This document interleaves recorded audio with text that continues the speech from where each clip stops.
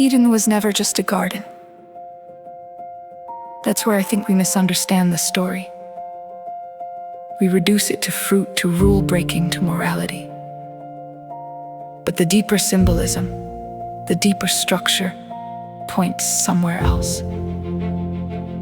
Eden was sacred space, the first temple, a place where heaven and earth overlapped. God walked there, cherubim guarded the boundary, the entrance faced east, and humanity was priestly. Not kings, not consumers, not owners, priests. Creatures of dust, invited into sacred presence. And there, within the garden, stood two trees. One represented life, the other, something more dangerous, the knowledge of good and evil, or perhaps, more accurately, function and dysfunction, order and disorder. Not abstract morality, authority, the authority to define reality for oneself. And maybe that was the real temptation, not becoming evil, but grasping for authority before humanity was mature enough to carry it. Because I suspect, had humanity trusted, God would have revealed all things in time. But rebellion interrupted maturity. Humanity seized what was never meant to be seized, and sacred space became fractured. So exile follows, not because God is petty, but because disorder and sacred presence cannot coexist without consequence. And suddenly, all of Scripture begins unfolding.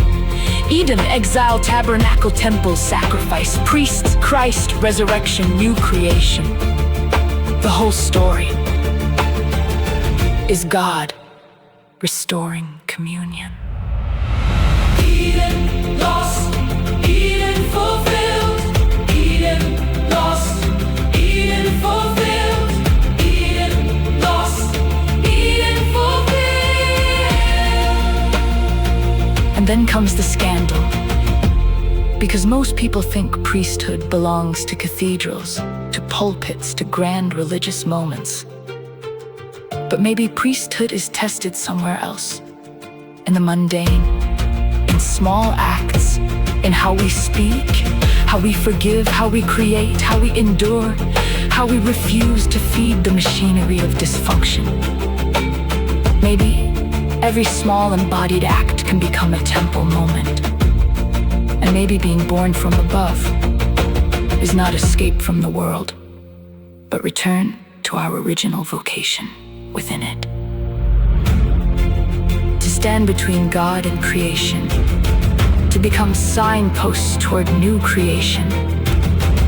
Not perfectly, not completely, but truthfully. So maybe the real question is not, why were Adam and Eve banished? Maybe the real question is this: how do we live now in such a way that reverses the order of Eden?